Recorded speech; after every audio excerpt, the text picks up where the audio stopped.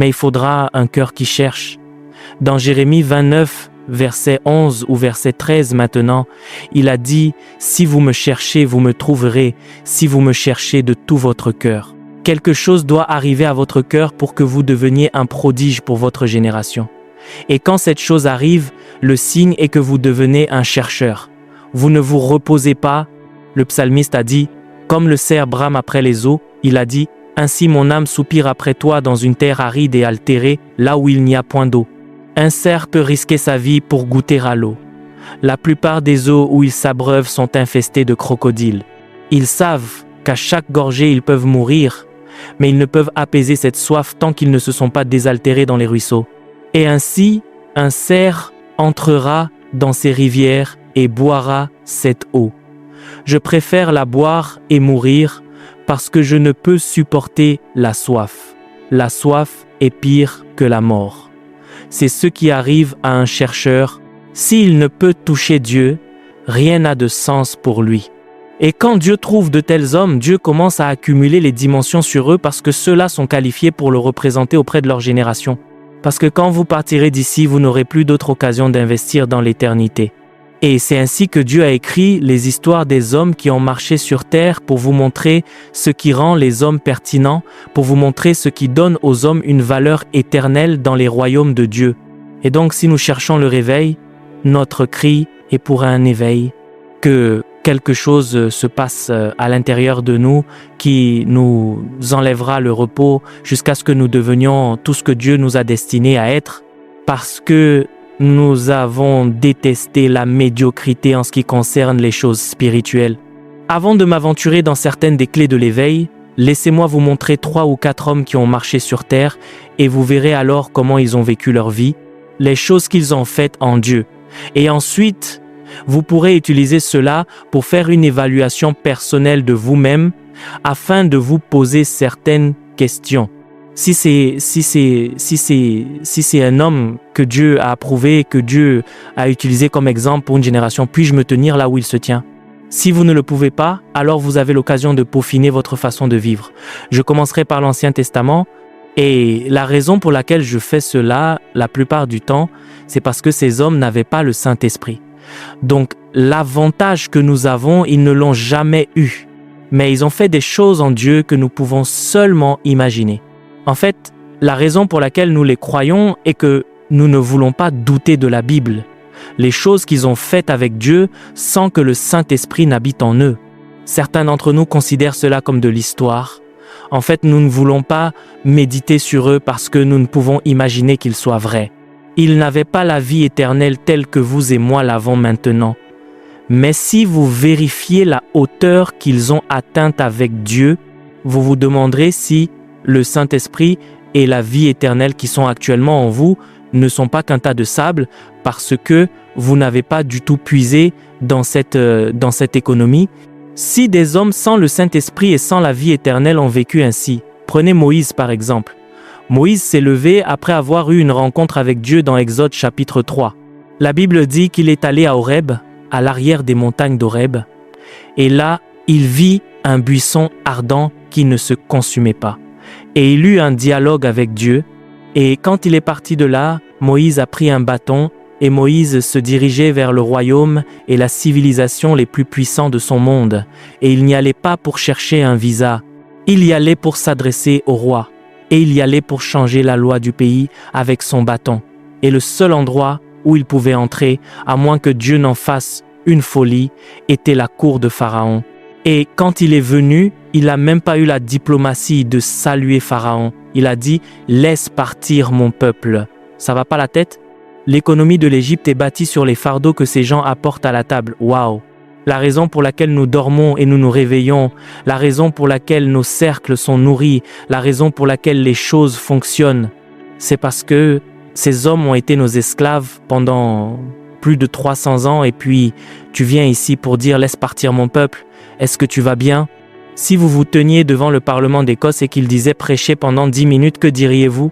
Je sais que quand vous êtes à l'église, vous pouvez venir et dire « Si vous ne vous repentez pas, vous mourrez ». Pouvez-vous dire cela au Parlement? Quand tous les sénateurs vous regardent comme ça, Même le message que Dieu vous a donné, vous l'éditerez parce que vous savez qu'il y a certains mots que si vous prononcez, vous avez des ennuis.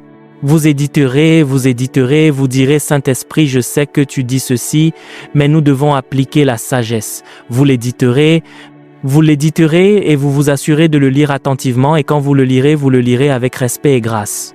Mais voici un homme qui s'est levé, brut et rugueux, et il est entré dans la cour de Pharaon et a dit « Le Dieu des Hébreux m'a envoyé et il a dit « Laisse partir mon peuple afin qu'il me serve. » Il savait que cette déclaration pouvait coûter le prix de la mort, mais il ne s'est pas arrêté. Ce sont les hommes qui ont marché sur cette terre. Et c'est ce même Dieu que vous et moi adorons et représentons. Maintenant, si Moïse a été capable de représenter ce Dieu devant Pharaon sans avoir peur de la mort, ce que nous faisons maintenant, est-ce une représentation de Dieu ou de sa religion? Leurs sandales grandissaient avec eux, les vêtements grandissaient avec eux, et ni le sable ni les vêtements ne s'usaient. Ils ont alors découvert à nouveau le psaume 105, verset 37. Attends, je marche depuis 10 ans, j'ai pas eu mal à la tête, que se passe-t-il? Quand j'étais en Égypte, j'avais l'habitude d'être malade tous les 3 mois, pourquoi suis-je si fort? La Bible dit qu'il n'y avait aucun infirme parmi leurs tribus. Donc tant qu'ils avançaient, il y avait de la force, il y avait de l'endurance, ils n'avaient donc pas besoin d'un service de guérison. La seule fois où la maladie est autorisée à les attaquer, c'est lorsqu'ils se rebellent contre Dieu. Ils ont alors découvert quelque chose de plus puissant que les antibiotiques. Ils ont découvert quelque chose de plus puissant que tous les médicaments dont nous dépendons ici.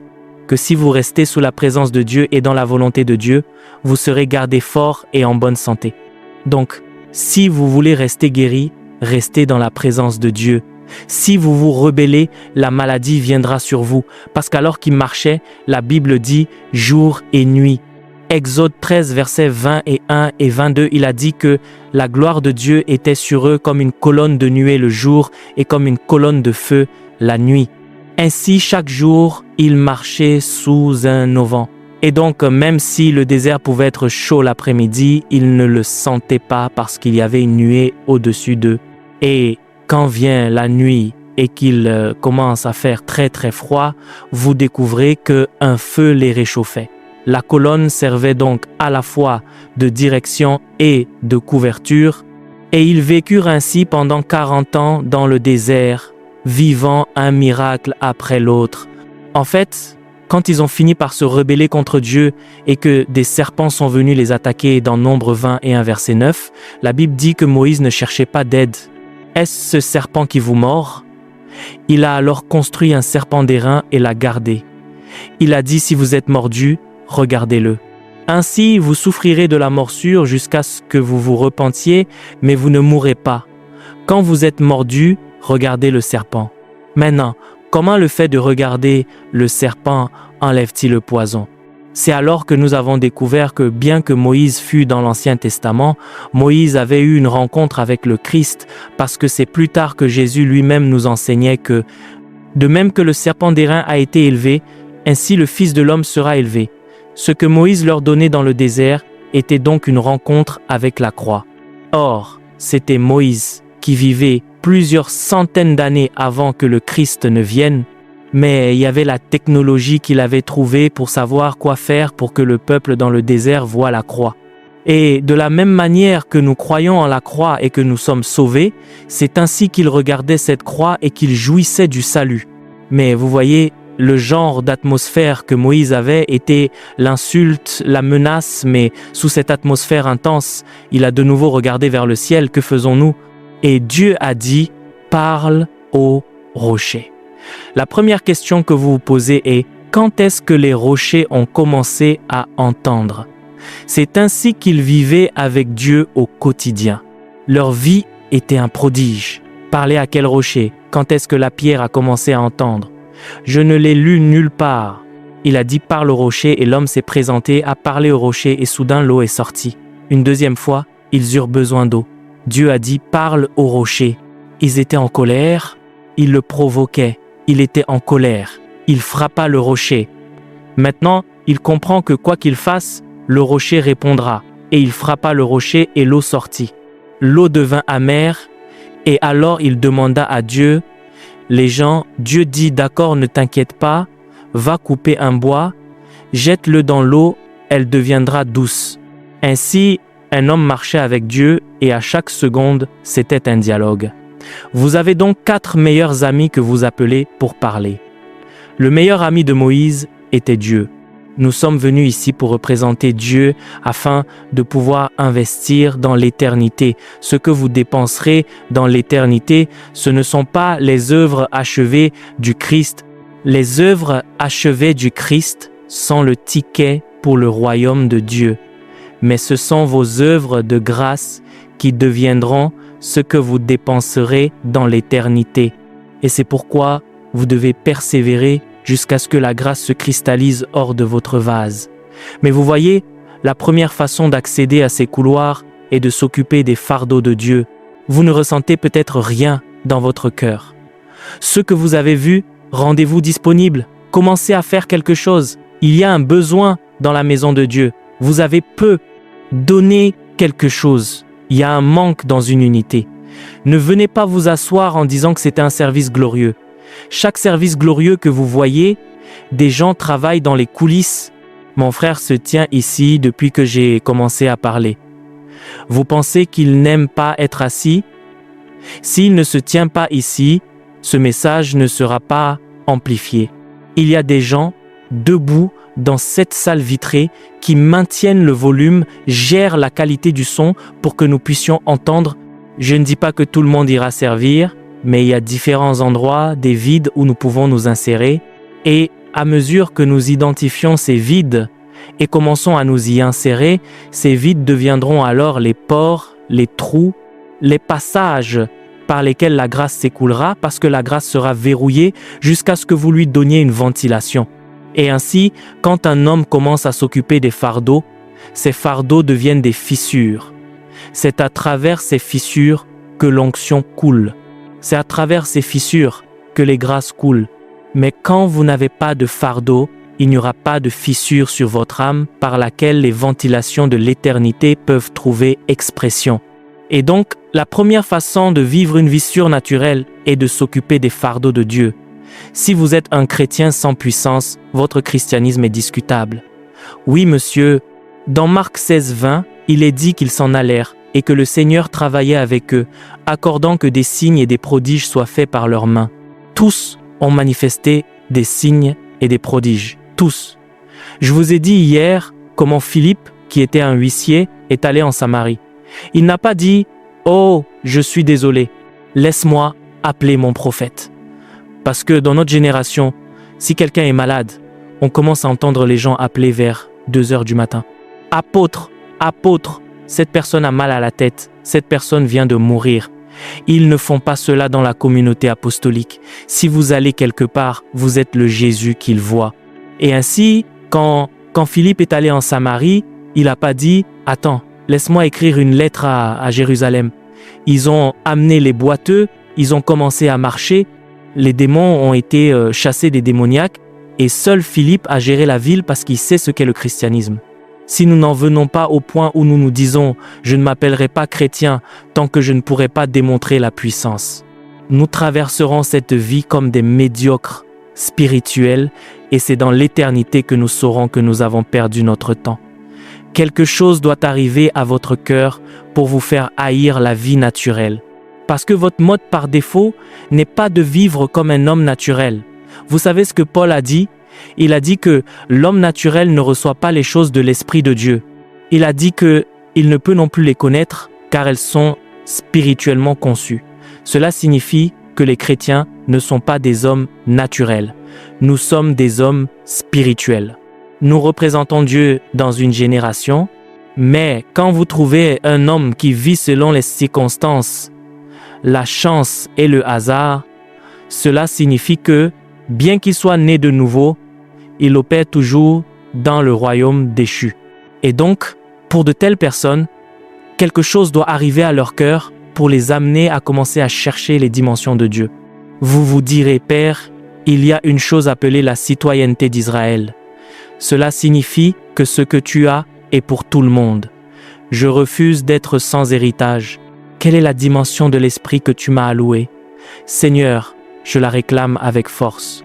Et quand ces choses commencent à arriver, vous commencerez alors à le chercher à travers les portes du royaume de l'Esprit. Et l'une de ces portes est la prière, une autre est le jeûne, et une autre est l'attente du Seigneur. Voyez, la raison pour laquelle les chrétiens sont stériles, c'est parce qu'ils ne sont pas des chercheurs. Moïse interagissait avec ce Dieu à la seconde. Alors qu'il allait à la cour de Pharaon, Dieu lui parlait. Alors qu'il sortait, Dieu lui parlait. Alors qu'il se déplaçait, Dieu lui disait « Ne prends pas à gauche, prends à droite. Si tu prends à gauche, tu rencontreras la guerre. » Ils reviendront. Et il fit face à une mer. Et il rencontra Dieu. « Que faisons-nous ici maintenant ?» Et il dit « Avance, étends ton bâton. » Et quand Moïse étendit son bâton, une mer se fendit et ils traversèrent pendant ce temps. Même pour vous marier maintenant, vous n'avez pas entendu Dieu. Il n'y a pas de confusion. Vous avez votre temps, mais vous n'avez pas été capable d'entendre Dieu, alors que quelqu'un est poursuivi par une armée, qu'il marche vers une mer et qu'il entendait Dieu comme un homme parlant à son ami. Il a fendu la mer et ils ont traversé. Ils sont revenus dans le désert. Il n'y avait pas d'eau et le peuple le troublait. Tu nous as fait sortir d'Égypte. Au moins nous avions de l'eau à manger. Nous avions de la nourriture à manger. Et ils voulaient le lapider sous cette pression intense. Je sais qu'ici, avant d'entendre Dieu, nous avons besoin d'une atmosphère. Ils vinrent de nouveau à lui et dirent « Nous voulons de la nourriture. » Moïse les regarda. « Êtes-vous fous? Où trouverez-vous de la nourriture dans le désert? Avez-vous cultivé ici? Et même si nous choisissons de cultiver, il faudra 9 mois avant que cela ne germe, avant la récolte. Alors, qu'est-ce que vous voulez dire? Pendant ce temps, il n'y avait de viande nulle part, et il ne laissait pas Moïse se reposer. Quand nous étions en Égypte, nous mangions des oignons, nous mangions de l'ail. Tu nous as amenés ici pour nous tuer. Le gars souffrait dans cette douleur. Il se tourna vers Dieu et Dieu dit « Ne t'inquiète pas, dis-leur de se préparer. À 7 heures demain, ils auront de la nourriture à manger jusqu'à ce qu'ils n'en puissent plus. » Et quand ils dormirent et se réveillèrent, dans tout leur champ, du pain cuit tombait sur le sol. Ramassez-en autant que vous voulez et mangez. Et ils ramassaient du pain et mangeaient. Quand ils voulurent le stocker, Moïse dit « Ne gardez aucune quantité de ce pain parce que vous voulez douter de Dieu. Ça ne marchera pas. Mais chaque jour, vous en avez plus qu'assez. » Certaines personnes pensaient « Non, nous ne croirons pas cette chose que tu dis. Gardons-le au cas où ça n'arriverait pas demain. » Le gars avait de l'assurance en Dieu, tellement d'assurance. Vous n'avez pas besoin de compte d'épargne. C'est ce que Moïse leur a dit. Le pain de demain viendra. Et les gens qui sont allés stocker le pain, le lendemain le pain a pourri, et alors qu'ils arrivaient dans le champ, ils virent à nouveau le pain. Ils ne savaient pas ce que c'était. Ils appelèrent alors cela « qu'est-ce que c'est ?» Mais ils mangeaient « qu'est-ce que c'est ?» C'est plus tard qu'ils ont découvert que c'était le pain des anges. Ainsi Moïse a enseigné quelque chose en Dieu. Moïse pouvait prendre de la banque du ciel.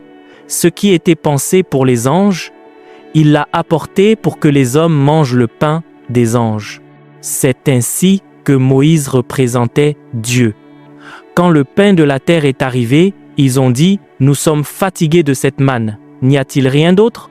Nous avons besoin de variété. » Moïse a dit « Caï, maintenant vous tentez Dieu. C'est mal. C'est de la méchanceté. » Alors qu'il se lamentait encore, Dieu dit « Ne t'inquiète pas. » Cette fois, c'était même pas lui qui cherchait Dieu. Il dit « Ne t'inquiète pas. » Ils ont dit qu'ils voulaient manger de la viande. Ils mangeront de la viande. Et quand Moïse vint et leur dit d'ici demain à 7 heures, avant que vous ne sachiez ce qui se passait, Dieu commanda au vent et il apporta des oiseaux. Des cailles vinrent et s'installèrent dans leur champ. Et quand tout le champ fut couvert, les oiseaux se reposaient les uns sur les autres jusqu'à ce que les oiseaux forment un tas d'oiseaux. Et ils mangeaient cette viande tous les jours pendant 40 ans. Ils mangeaient cette manne tous les jours pendant 40 ans. Et vous pensez que pendant ce temps, notre christianisme ici, parce qu'il n'y a pas de nourriture, vous allez voler parce qu'il n'y a pas de nourriture. Quelqu'un va en ligne, devient arnaqueur. Et quand vous attrapez un garçon, son nom est Pierre. Question, Connaissez-vous Pierre? Connaissez-vous Pierre? Pierre. Pierre est un roc. C'est sur Pierre que les choses spirituelles sont bâties. Toi, tu es Pierre. Pierre sur l'arnaque. Et quand vous vérifiez, il est né à l'église. Il a été à l'église. Il va à l'église depuis 20 ans. Parce que pendant qu'il y travaillait, il n'a jamais rencontré le Dieu dont on lui parlait. Tout ce qu'il avait, c'était des idéologies. Il n'y avait pas de rencontre avec Dieu. Ils ont mangé du pain. Ils ont mangé de la viande dans le désert jusqu'à ce qu'ils partent à l'étranger. Toutes les nations eurent peur parce qu'elles entendaient ce que Dieu faisait. Pendant ce temps, vous devez garder à l'esprit que ces gens sont des esclaves. Aucun d'entre eux n'avait d'éducation formelle.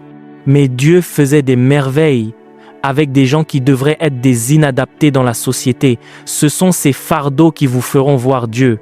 C'est pourquoi, quand Moïse a quitté l'Égypte, il ne pleurait pas en disant « j'ai perdu mon trône de prince ». Non, il cherchait Dieu. Et je suis sûr que Jéthro lui a dit, parce que Jéthro est l'un des fils de Kétura car il venait des Madianites, et les Madianites sont les fils de Kétura.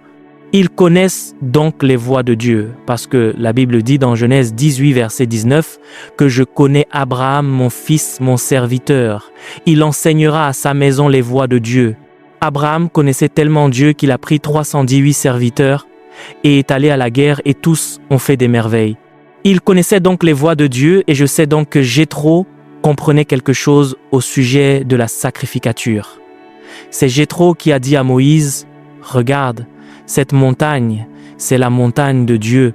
C'est là que Dieu est apparu à tes pères et si tu cherches Dieu, tu l'y trouveras. » Et ainsi, plusieurs fois quand Moïse va faire paître, Moïse ira à Horeb juste au cas où Dieu apparaîtrait. Et à l'une de ces occasions, la Bible dit qu'il vit un buisson ardent qui ne se consumait pas. Et il dit, « Je me détournerai pour voir cette grande vision. » Au moment où il se tourna, il entendit Dieu parler, « Ôte tes sandales. Là où tu te tiens est une terre sainte. Un homme qui a reçu un fardeau progressera pour devenir un chercheur. Et quand vous devenez un chercheur, Dieu vous ouvre des dimensions vierges. » Dans Matthieu 7, à partir du verset 7, il dit « Demandez, vous recevrez. Cherchez, vous trouverez. Frappez, la porte sera ouverte. » C'est la vie d'un chercheur. Quand il demande et que les réponses ne viennent pas, il poussera plus loin et sondera. Quand cela n'arrive pas, il frappera jusqu'à ce que la porte s'ouvre. Mais par tous les moyens, il ne fera pas demi-tour tant qu'il n'aura pas vu quelque chose. Il ne fera pas demi-tour tant qu'il n'aura pas entendu quelque chose. Et donc, une génération qui veut opérer des prodiges doit avoir l'endurance et la capacité de se détourner des distractions du monde et de chercher celui qui habite au milieu des rivages de feu. Et ainsi, quand vous venez dans la présence de Dieu, si vous êtes quelqu'un qui veut progresser dans l'esprit, ce que vous faites est d'observer et de découvrir les choses qui manquent. Vous pouvez venir à l'église et commencer par les choses physiques qui manquent. Peut-être découvrez-vous que le département des huissiers manque d'effectifs, vous vous rendez disponible. C'est une réponse au fardeau. Peut-être venez-vous et voyez que quelque chose ne va pas dans une unité ou autre. Vous vous rendez disponible. Au moment où vous commencez à combler les choses qui manquent, vous découvrirez que Dieu commencera à mettre des fardeaux dans votre cœur. C'est depuis le lieu des fardeaux que l'endurance spirituelle et l'ascension spirituelle sont atteintes. Et ainsi Moïse était comme tous les autres princes en Égypte. Un jour, la Bible dit qu'il se promenait et il entra dans le camp des Israélites et il vit la façon dont ils étaient torturés. Quand il vit la façon dont ils étaient torturés, il reçut un fardeau. Et il est dit que quand Moïse fut devenu grand, il refusa d'être appelé fils de la fille de Pharaon. Il choisit plutôt de souffrir l'affliction avec le peuple de Dieu que les plaisirs de l'Égypte. C'était pour une saison. Vous voyez, chaque fois que vous commencez à répondre à un fardeau, vous abandonnerez un plaisir. Comment quelqu'un peut-il être aveugle? Vous dites, vois, à moins que vous n'opériez à partir d'une dimension supérieure. Et c'est ce qu'Élie a saisi dans l'Ancien Testament devant Dieu, devant qui je me tiens, et il a dit qu'il n'y aura point de pluie. S'il s'était arrêté là, cela aurait été mieux juste au cas où le nuage deviendrait humide. Ne disons pas que vos paroles tombent à terre. Il dit non, si ce n'est à ma parole. Qu'est-ce que vous voulez dire? Donc ce gars sait comment verrouiller le ciel. C'est ce qu'il vous dit. Il y a donc des hommes qui ont grandi en Dieu au point qu'ils peuvent déterminer si votre production agricole prospérera. Le gouvernement peut planifier, mais ils peuvent changer la saison. Ils ont ce niveau de puissance. Maintenant, ce sont des hommes qui n'ont pas fait toutes ces choses pour se montrer, ils ont fait toutes ces choses pour vous montrer ce que cela signifie de représenter Dieu et de marcher avec Dieu. De sorte que, quand vous viendrez plus tard dire que vous marchez avec Dieu, il y aura des paramètres par lesquels vous serez testés. C'est pourquoi quand Jésus a envoyé ses croyants, il n'a pas dit « allez prêcher des messages profonds ». Il a dit « ces signes accompagneront » parce que les gens qui sont venus avant vous, ils étaient connus par des signes. Ils étaient connus par des prodiges devant Dieu, devant qui je me tiens. Nous sommes trop habitués à nous présenter comme chrétiens et nous en tirons tant de fierté. Vous pouvez vous battre pour écrire christianisme sur un document, mais la question est, si demande un chrétien, pouvez-vous vous lever?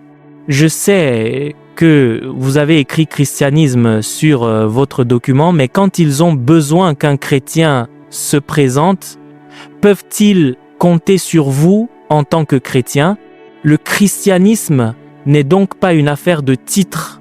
C'est en fait une réalité, une manifestation, une dimension du ciel. Il n'y aura ni pluie ni rosée si ce n'est à ma parole. À ta parole es-tu Dieu? Je ne suis pas Dieu, mais je représente Dieu. Et le roi pensa que c'était une plaisanterie, parce que nous n'avons vu aucune réaction de la part du roi. Il regardait ses ministres et disait « D'où vient ce fou? Ne vous inquiétez pas, vous le connaîtrez plus tard. » Élie n'a rien dit, il est parti. Plusieurs années plus tard, nous avons découvert que le roi voyageait de ville en ville, non pas pour une tournée royale. Il cherchait Élie parce que cette affaire de messager n'était plus suffisante pour le roi lui-même. Un homme est venu dans mon palais l'autre jour et a dit quelque chose. Connaissez-vous son nom? Les gens ont alors dit, d'accord, il y a quelqu'un comme ça. Il y a un homme qui a l'air fou, mais tout ce qu'il dit arrive. Son nom est Élie. Alors le roi commença à se déplacer de ville en ville à la recherche d'Élie. Or, dans notre propre génération, les évêques vont voir les rois pour pouvoir en ressortir avec des enveloppes. Mais au temps d'Élie, ce sont les rois qui cherchent les évêques. Où est Élie? Où est Élie? Jusqu'à ce qu'on tombe sur lui et qu'on dise « Le roi te cherche. S'il te plaît, j'ai besoin que tu vois le roi. » Il a dit « Je ne vais pas voir le roi. Dis au roi que je suis ici, qu'il vienne. » Et le roi n'aura pas d'autre choix, car si tu ne le vois pas, le ciel sera verrouillé. L'un des buts du réveil est d'éveiller les hommes à leur ordination afin que, lorsqu'ils traversent le temps, ils laissent derrière eux l'accomplissement des parchemins et des scripts qui ont été écrits à leur sujet avant les fondations du monde. Puissiez-vous ne pas partir d'ici sans avoir trouvé ou touché ce qui a été écrit à votre sujet. Vous devez vous dire, je sais que Dieu ne m'a pas créé pour dépendre de tout le monde tout le temps. Il y a quelque chose de Dieu que je porte, et vous ne connaîtrez pas de repos tant que cela ne commencera pas à se manifester. Paul a dit, désormais, nous ne connaissons personne selon la chair. Ainsi, quand nous venons à l'église, nous devons trouver une dimension que différentes personnes représentent. Nous devons savoir qu'il y a quelqu'un ici qui, lorsqu'elle chante, les démons sont chassés. Il y a un huissier là, bas, qui s'il vous bénit, dans 2 semaines, une porte s'ouvrira pour vous. Il y a quelqu'un là, bas, qui, quand une personne est sourde et qu'il prie, l'oreille sourde s'ouvre.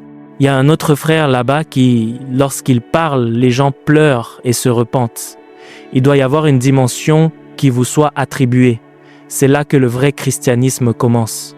Nous ne sommes pas venus pour remplir les bancs. Nous ne sommes pas membres d'une église. Nous sommes citoyens d'un royaume. Et chacun d'entre nous doit porter une dimension qui donne de la pertinence à notre participation. Si vous n'avez pas ce fardeau, vous serez choqués quand vous arriverez dans l'éternité. Car quand vous arriverez dans l'éternité et que les hommes seront appelés, ils seront appelés selon leurs œuvres. Le salut nous y emmène tous. Mais notre rang là-bas est lié à nos œuvres. Et nos œuvres dépendent des dimensions de Dieu que nous avons saisi pendant que nous marchions dans le temps. Si vous vous examinez ce matin et que vous n'avez aucune dimension, alors ce serait une erreur pour vous de dormir comme tout le monde. Quand d'autres qui ont saisi quelque chose manifestent, retournez dans la présence de Dieu et posez des questions. Moïse l'a trouvé. Même Samuel, quand il est venu à Silo, il a vu la corruption, la perversion et le mal qu'il faisait. Il a eu un fardeau. La Bible dit que lorsqu'ils allaient dormir après tout le mal, Samuel restait dans le temple, non pas parce qu'il n'avait pas de maison, mais il voyait que les autels de Dieu étaient profanés. Il violait les ordonnances de Dieu et couchait avec les femmes. Le jeune garçon, il n'avait pas le pouvoir de faire quoi que ce soit, mais il était affligé dans son cœur. Et ainsi, quand ils sont partis, la Bible dit dans 1 Samuel 3, verset 1, il a dit qu'en ces jours-là, la voix de Dieu était rare. Il n'y avait pas de vision ouverte. Et il a dit que lorsque la lampe étrange s'est éteinte, c'est alors que Samuel est allé à l'autel. C'est là qu'il a dormi. Peut-être demandait-il à Dieu, « Aie pitié de ton peuple. Ne laisse pas Israël ainsi. » Alors qu'il était encore là, soudain il entendit une voix, « Samuel. » Il pensa que c'était Élie. Parce que, comme je vous l'ai dit, ces hommes ne sont pas des hommes hyper spirituels. Ils avaient seulement des fardeaux. Oh, cette chose qui arrive, combien de temps cela va-t-il durer? Samuel ne connaissait même pas la voix de Dieu, mais il était la réponse d'Israël. Et pendant qu'il était là, il entendit Samuel. Il alla vers Élie, « Maître, me voici. » Il dit, « Je ne t'ai pas appelé. » Il retourna à l'autel. Et pendant qu'il était là, il entendit Samuel. Il retourna encore vers Élie. « Comment Dieu peut-il t'appeler 3 fois et tu n'as pas discerné? » Parce que le gars n'était pas spirituel, mais il avait un fardeau. Et ce fardeau était suffisant pour que Dieu le rencontre. Vous savez, vous pensez peut-être que vous devez devenir spirituel comme Enoch avant que Dieu puisse vous utiliser? Non, il faut marcher avec Dieu pour devenir aussi spirituel. Ce dont vous avez besoin, c'est juste d'avoir un fardeau. Et votre fardeau peut être très simple. Vous pouvez juste avoir un simple fardeau pour les enfants. Et ce fardeau vous fera prier chaque semaine, juste pendant 30 minutes. Mais quand Dieu vérifie, vous serez choqué de voir que dans tout Ibadan, Dieu n'a peut-être pas 3 personnes qui ont des fardeaux pour les enfants. C'est alors que vous saurez à quel point les rangs de l'esprit sont dégarnis. Le royaume de l'esprit est très dégarni. Oubliez la religion des hommes. Quand vous entrez dans l'esprit, vous saurez que les hommes sont peu nombreux. Parfois, dans toute une génération, Dieu trouve un seul homme. C'est dire à quel point le royaume est dégarni. Tout le monde s'occupe de ses affaires. La Bible dit, nous étions tous comme des brebis errantes. Vous verrez des gens à l'église, vous penserez qu'ils s'intéressent à Dieu. Seuls quelques-uns, seulement quelques-uns le sont. La plupart des gens sont venus utiliser Dieu comme un distributeur automatique. Et dès que Dieu répond à leurs besoins, ils sont partis. Seuls quelques-uns restent pour dire « Père, que veux-tu? Quel est le fardeau de ton cœur? Que cherches-tu? Que désires-tu? C'est pour cela seul que je vivrai. » Quand ces hommes sont peu nombreux, et comme si cela ne suffisait pas, à un autre moment, 850 prophètes de Baal et d'Astarté manipulaient le roi. Et Élie apparut de nouveau et dit, « Vous ne voulez pas vous reposer. Puisque vous ne voulez pas vous reposer, je vais vous donner une option parce que je veux apporter autre chose. Si vous voulez servir Baal, servez Baal. Si vous servez Dieu, servez Dieu. » Parce que ce ne sont pas des paroles, c'est une manifestation. Et il leur a dit, puisque vous êtes si éloquents, allons à la montagne demain où tout le monde verra, chacun devra invoquer son Dieu. Si vous avez un Dieu qui est vivant, le Dieu qui répond par le feu, ce sera celui-là le Dieu. Et ce contexte qu'Élie a posé, c'est pas que une fois terminé, vous veniez dire, je suis désolé, c'est une erreur. Non, si votre Dieu ne répond pas, vous mourrez. Ainsi, Élie croyait en son Dieu à un point tel qu'il pouvait risquer sa vie. Alléluia. Et quand ils sont allés sur cette montagne, il leur a laissé le premier choix pour que cela n'arrive pas avec lui et qu'ils disent « Non, c'est la forêt, c'est une étincelle par ce temps. Non, faites les premiers. » Et les gens travaillèrent du matin au soir. Élie se moquait même d'eux. 1er Roi 10-8, 20-40. Où est votre Dieu? Est-il en voyage? Maintenant, je pense que ce que vous devriez faire à ce moment-là, c'est prier. Père, s'il te plaît, ne me déçois pas aujourd'hui. Conduis-moi, Seigneur, où que tu sois, s'il te plaît, tu dois répondre aujourd'hui. Père, aie pitié. Le gars était trop confiant. C'est comme aller à un service de miracle et s'amuser parce qu'on sait que Dieu doit répondre. Ainsi, quand vous priez, c'est pas par peur, c'est par intimité. Et le gars s'est présenté. Il s'est moqué d'eux. Il a dit que ces gens gémissaient parce que c'est pas une plaisanterie. Ils savent que si leur Dieu ne répond pas, ils mourront tous. Ils gémissaient donc. À un moment donné, ils se coupaient et le sang coulait et Élie était là, riant, quand ils n'ont pas pu le faire. Cet homme connaît quelque chose du ciel parce que dans l'esprit, il y a un temps où la terre et le ciel ne font qu'un. Ils le savent depuis l'Éden. La Bible dit qu'au frais du jour, la voix de Dieu parcourait le jardin. Ils savent qu'il y a l'horloge du ciel et l'horloge de la terre. Il y a un point de résonance. Ce moment est appelé le frais du jour. Le mot est ruach. Et quiconque est spirituel connaît ces moments, car même votre esprit s'aligne à ce moment-là. Pour ceux d'entre vous ici qui sont spirituels, vous savez quand vous vous alignez sur cette horloge, il y en a parmi vous pour qui, si c'est le soir, votre esprit commence à entendre des chants. Parce que quand cette chose arrive, votre esprit entre en résonance. Pour certains d'entre vous, ce sont les premières heures du matin. C'est là que vous vous alignez sur l'horloge céleste. Élie le savait parce qu'il était connecté au ciel. Et la Bible dit que c'était l'heure du sacrifice du soir. Il pensait donc qu'Élie se moquait d'eux. Ce n'était pas le cas. Il suivait en fait un modèle. Il utilisait l'intelligence spirituelle pour guider le moment vers l'heure de l'esprit. Et quand ce fut le sacrifice du soir, il posa 12 pierres représentant les 12 tribus d'Israël. Quand il sut qu'il avait obtenu l'alignement correctement, il retourna à la charge.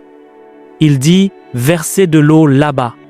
Nous savons que l'eau résiste au feu. » Donc versez de l'eau, et les gens, parce qu'ils savaient qu'ils étaient sur le point de mourir, apportèrent des fûts d'eau et en versèrent jusqu'à ce qu'elle déborde.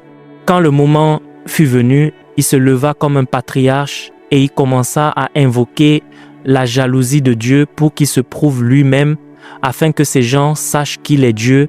Il ne priait même pas « Seigneur, si tu ne peux pas répondre, ce n'est pas la prière, montre-toi fort. » Et pendant qu'il parlait, la Bible dit que le feu descendit et lécha tout l'autel. Immédiatement, ils égorgèrent tous les prophètes de Baal. Tous y passèrent, car le concours était un concours de vie ou de mort. C'est ainsi qu'ils prouvaient Dieu à cette époque. Vous savez, dans notre génération, vous pouvez venir et mentir, et quand on vous attrape, vous dites « Je suis désolé, s'il vous plaît, pardonnez-moi ». À cette époque, on vous égorgeait.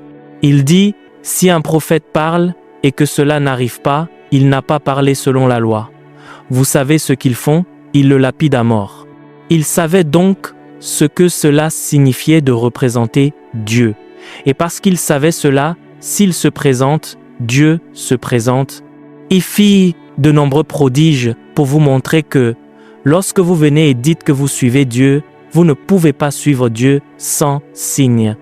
J'aimerais avoir le temps de vous parler de mon parcours. Vous saurez alors pourquoi, bien qu'un homme soit jeune, il peut parler aux anciens. Car lorsque vous touchez un royaume en Dieu, ce royaume est plus vieux que votre génération.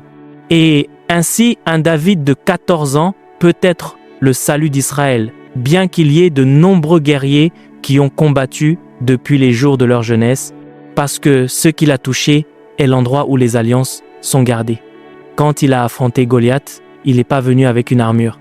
Tout le monde opérait par la compétence et l'armure.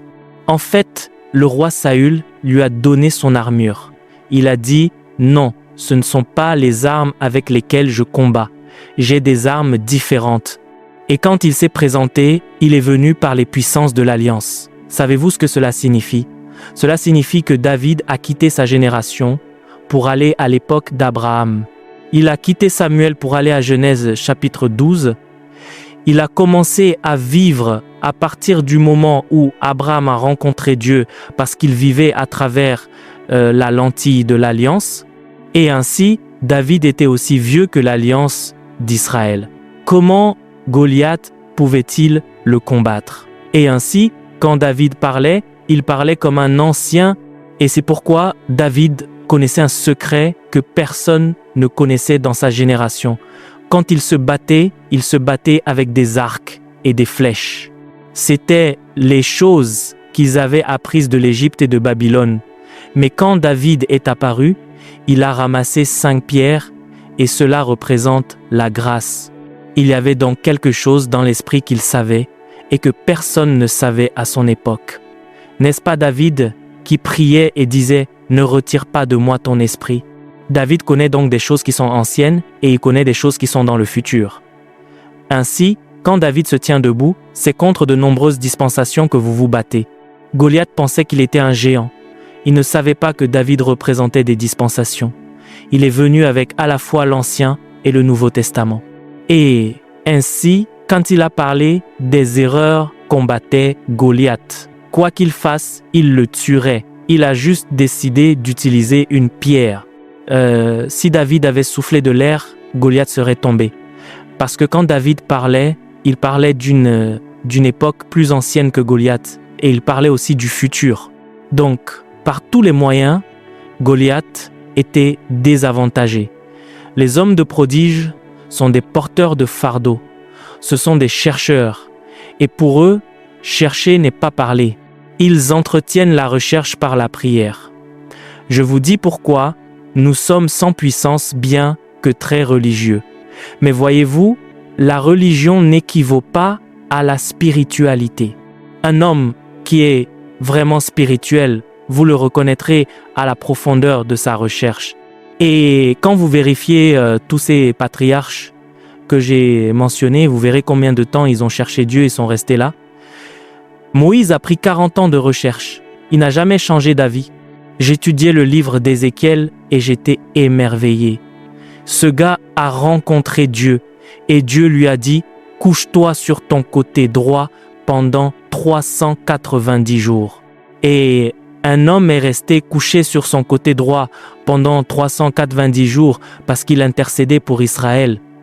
Il cherchait quelque chose en Dieu qui n'était pas commun. Et Dieu a dit « Quand tu auras fini, tourne-toi sur ton côté gauche et reste couché pendant 40 jours. » Ainsi, un seul homme est resté couché pendant 430 jours pour que les desseins de Dieu puissent trouver leur expression. Et quand il a fini, il est devenu un prodige.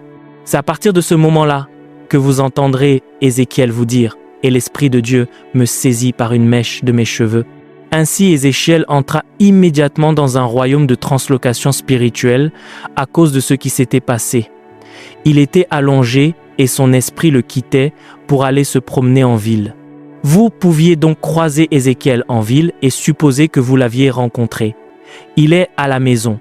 Celui que vous avez rencontré est un esprit. Ézéchiel a commencé à opérer comme un double. C'est lors d'une occasion comme celle-là qu'il a dit « L'Esprit de Dieu m'a transporté dans une vallée d'ossements desséchés. » Et il a dit que les os étaient vraiment secs. Ézéchiel 37. Et il a dit « Le Seigneur m'a demandé, Fils de l'homme, ces os peuvent-ils revivre ?» Il a commencé à entrer dans des aventures en Dieu. Voyez-vous, les prodiges sont recherchés et ceux qui les cherchent les trouveront. Ces os peuvent-ils revivre? Il dit « Toi seul le sais. » Et il dit « Commande aux os. » Comment pouvez-vous parler à des os secs? Et les os sont devenus une armée, parce que un homme de prodige était apparu. Il dit que des veuves, des femmes ordinaires, ont récupéré leur mort rendue à la vie. Dans Actes chapitre 10, il y a un homme appelé Corneille. Il n'était même pas qualifié pour naître de nouveau. Mais la Bible dit que des prières et de l'encens, de bonnes aumônes ne cessaient de monter de son autel chaque jour. Des aumônes données et des prières jusqu'à ce qu'un point arrive où le ciel ne puisse plus se retenir et qu'un ange lui soit envoyé. Amen. Quand l'ange est venu, parce que l'ange ne pouvait pas le gagner au royaume, il a dit « Va et invite Pierre. Qu'il vienne te dire la parole de cette vie. » Ainsi, un homme, par la prière, peut forcer son chemin dans les dimensions. Pour certains d'entre vous, ce qui va vous arriver, c'est que en quittant cette réunion, vous commencerez un jeûne. Vous remarquerez simplement que manger semblera être un péché. Quand j'ai commencé à entretenir des fardeaux et à prier, il y a eu une période de ma vie où, pendant 5 ans, je jeûnais du matin au soir. Du matin au soir. Certains jours, je faisais 2 jours, 3 jours. Je jeûnais. S'il y avait des jours où je ne mangeais pas, ils étaient peu nombreux. Non pas parce que j'avais de la discipline ou le désir de jeûner, mais je me suis assis sur un fardeau jusqu'à ce que le fardeau me transforme en chercheur. Et c'est devenu difficile, si difficile. Et il y a beaucoup de choses que j'ai trouvées en Dieu au cours de cette saison. Certains d'entre vous, nous vivons ici et voyons que je partage cette chose. Il y a beaucoup de gens qui m'aident. Je reviens juste de Glasgow. La femme a entendu le message et elle a fait un jeûne de 120 jours. Le mari a dû l'arrêter. Et pourquoi? Dès que le mari l'a arrêté, l'esprit est tombé sur lui. Et il est parti pour 90 jours. Au moment où nous parlons, il jeûne encore. Parce que cette chose est un esprit. Et quand cet esprit vous galvanise, ce qui sortira de vous ne sera pas ce que vous avez lu à l'université. Ce sera ce qui vous a été donné du ciel. Parce que pour chacun d'entre nous qui se tient ici, il y a quelque chose qui lui a été donné du ciel. Les hommes ne peuvent pas le prendre. Et quand cette chose se manifeste, votre génération doit vous célébrer. Et au-delà de votre génération, cette chose vous donnera aussi une place dans l'éternité telle que, lorsque vous retournerez à l'éternité, vous siégerez sur un trône parce que vous avez trouvé cette chose qui vous a été donnée du ciel. Et ainsi, quand vous voyez toutes les choses que j'ai partagées avec vous sur Moïse, sur Élie, sur tous ces hommes, c'était depuis le lieu de la prière. Vous entendez qu'ils crient à Dieu et que Dieu parle. Ils crient à Dieu et que Dieu parle. Mais vous voyez, ce que le diable sait et ce que le diable fait, c'est qu'il vous a trahi dans l'esprit. Il sait que votre dimension est grande. Ces êtres peuvent lire votre étoile. Quand Jésus avait 8 jours, ils ont déjà vu qu'il était un roi plus grand qu'Hérode. Et des mages ont voyagé depuis l'Orient. Ils disent « Nous avons vu l'étoile de ce roi. Nous sommes venus l'honorer. Il n'avait été présenté nulle part. Il était encore un nourrisson. Comment savez-vous qu'il est roi? Et vous n'avez pas seulement su qu'il est roi, vous savez qu'il est le roi des rois. Alors vous êtes vite venus avec des cadeaux. Cela ne vous choque-t-il pas que les premières personnes qui ont reconnu Jésus n'étaient pas des prophètes? C'était des astrologues, des hommes de ténèbres. Et ils ont apporté de l'or, de l'encens, de la myrrhe. Toutes ces choses représentent différentes choses en Christ. Comment ont-ils su? C'est vous qui pensez que vous vous promenez. Personne ne vous connaît. Vous êtes plus populaire dans l'esprit que vous ne l'êtes dans le naturel. Le problème est que peut-être vous êtes populaire dans le royaume démoniaque et ils vous ont vu. Ils savent que cette voie, si elle se trouve, elle peut faire tomber les fondations de l'Écosse. Alors ce que nous ferons, c'est que nous nous assurerons qu'elle ne se découvre jamais. Et ainsi, s'ils ont besoin de vous frustrer par la maladie, s'ils ont besoin de vous frustrer par le chômage ou s'ils ont besoin de vous frustrer par l'abondance, ils peuvent le faire. Ainsi, tant les bénédictions que les malédictions peuvent devenir un fardeau. Car quand le diable sait que vous avez assez de foi pour que la maladie ne vous attaque pas, il vous donnera de l'argent. Parce que ce n'est pas tout le monde que le diable attaque par la maladie. Il y a des gens qui ont la foi contre la maladie. Il sait donc qu'il perdra son temps. Alors, ce qu'il fera, c'est qu'il leur donnera un gros travail qui rapporte beaucoup d'argent. Vous les trouverez donc travaillant du dimanche au dimanche, parce qu'à chaque heure, ils gagnent 1000 livres sterling.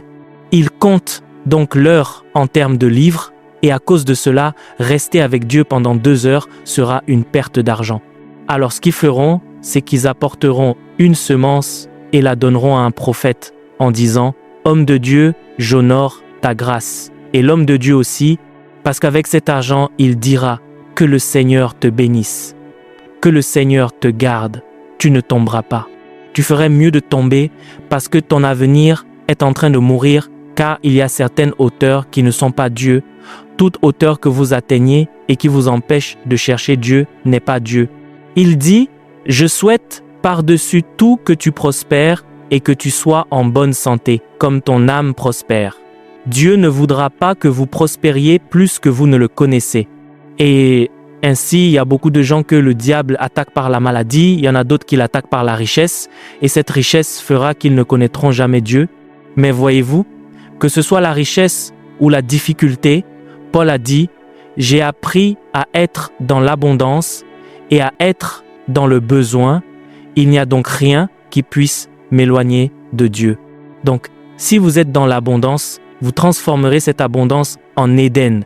Là même où vous êtes, il y aura une sacrificature parce que vous savez que vous connectez à Dieu est ce qui fera de vous une réponse pour votre génération.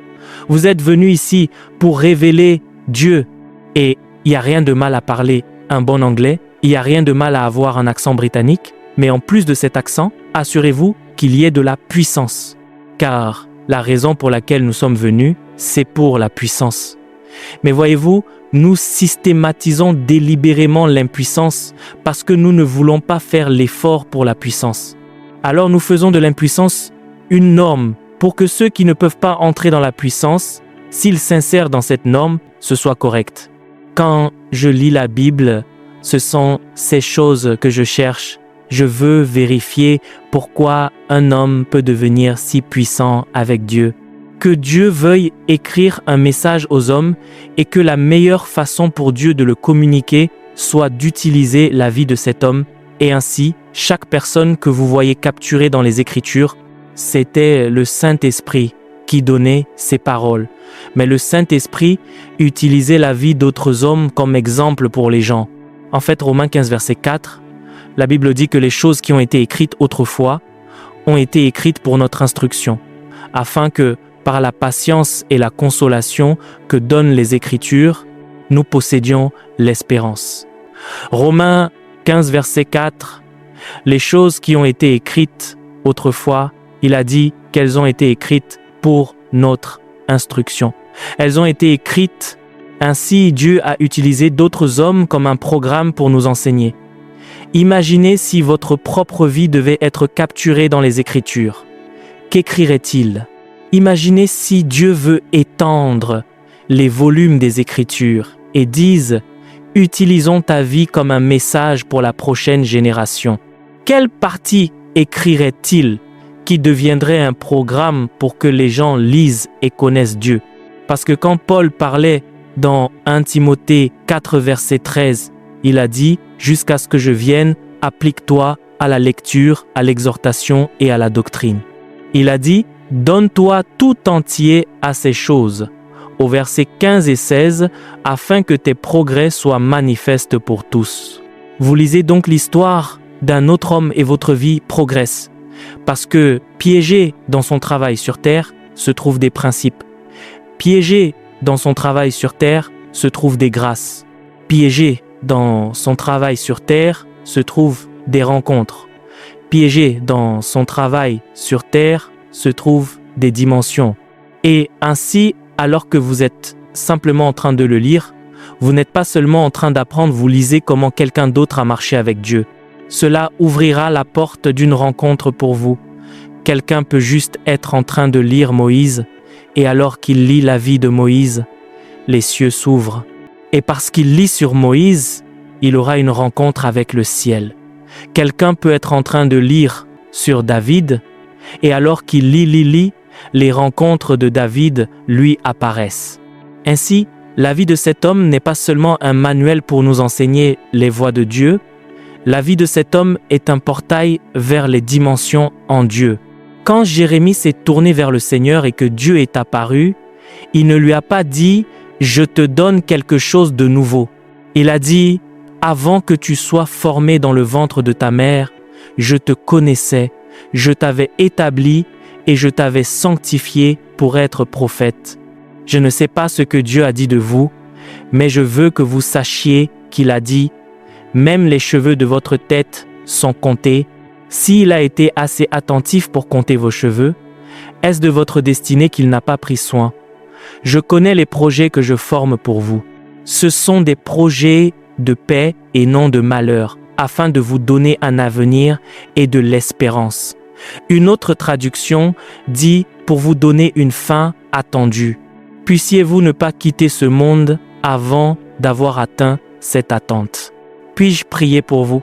Je ne sais pas ce qui est arrivé à votre cœur ce matin, mais certaines de ces choses que j'ai partagées avec vous étaient les ministrations de l'Esprit qui me sont venues il y a de nombreuses années.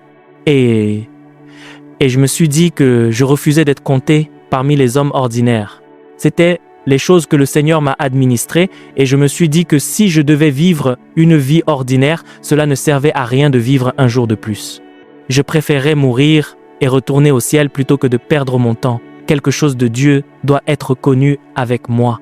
Et alors que j'ai commencé à insister, différentes dimensions ont commencé à s'ouvrir.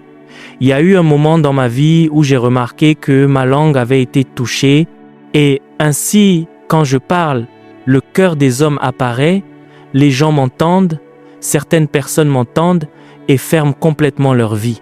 Je dois les rencontrer et leur conseiller, non, ne fermez pas, c'est petit à petit, c'est un marathon pour les jeunes comme pour les vieux. Un garçon qui étudiait la médecine m'a entendu il y a 4 ans et il a rassemblé ses affaires et a quitté l'école. Il a dit « Je perds ma vie ici, je veux brûler pour Dieu ». Il a quitté Île-aux-Rhin et a voyagé jusqu'à Benu. Je lui ai dit « Non, retourne-y, Dieu a besoin de ton diplôme, finis l'école d'abord. C'est le voyage d'une vie ». Quelqu'un m'a entendu au Texas et quelque chose l'a frappé. Alors qu'il entendait le message, il pleurait. Et quand il a quitté ce message, il a commencé un jeûne. Au 44e jour du jeûne, il voyageait et il est allé à l'aéroport. Quand on lui a dit de passer par la machine à scanner, il est passé. Ils ont dit « Revenez, qui êtes-vous? Fouillez-le ». Ils l'ont fouillé. Quand ils ont eu fini, ils ont dit « Passez ». Quand il est passé, ils ont dit « Revenez, qu'est-ce que vous transportez ?» Il a dit « Qu'est-ce que je transporte? Vous avez enlevé tout métal, que cherchez-vous » L'homme était si surpris. Il lui a alors dit « Venez et tenez-vous là ». Quand il s'est tenu dans la machine à scanner, il a dit « Regardez ». Et quand le gars a regardé l'écran, il a vu des flammes de feu. Quelque chose était entré en lui, cela brûlait. La machine pouvait le lire. Êtes-vous au courant de ce témoignage? Qui a-t-il appelé auparavant? C'était l'homme qui l'avait saisi. Avant même qu'il n'arrive à moi, ils ont vu des flammes de feu brûler sur l'écran parce que l'homme avait explosé en Dieu. Partout où il entre, s'il se tient ainsi, les gens tomberont. Et je ne parle pas de chute émotionnelle. Alors qu'ils tombent, ils ont des rencontres, quelque chose avait fait éruption en lui. Cette chose était là avant sa naissance, mais elle ne se serait jamais manifestée si ce n'est lorsqu'il a commencé à chercher Dieu. Si ce que Dieu a mis en vous se manifeste, le monde s'émerveillera de vous. Il a dit que vous avez été créés de façon si merveilleuse et si étonnante. Si nous ne voyons pas la dimension merveilleuse de vous, vous n'êtes pas venus. Pouvons-nous prier pendant 1 minute? Ce n'est pas une prière de cri, c'est une prière profonde venant de votre cœur. Ô Dieu, fais quelque chose pour moi, que je ne reste pas naturel. Et vous savez le pire, vous pouvez être naturel et porter un titre énorme. Je hais la vie naturelle. Pouvez-vous demander au Seigneur ce matin, fais quelque chose pour moi, fais de moi un chercheur, fais-moi courir après toi. Le philosophe a dit qu'il me baise des baisers de sa bouche. Il a dit, ton amour est plus doux que le vin. Il a dit, à cause de la nature parfumée de ton nom. Il a dit, ton nom est un parfum qui se répand. Il dit, c'est pourquoi les jeunes filles t'aiment.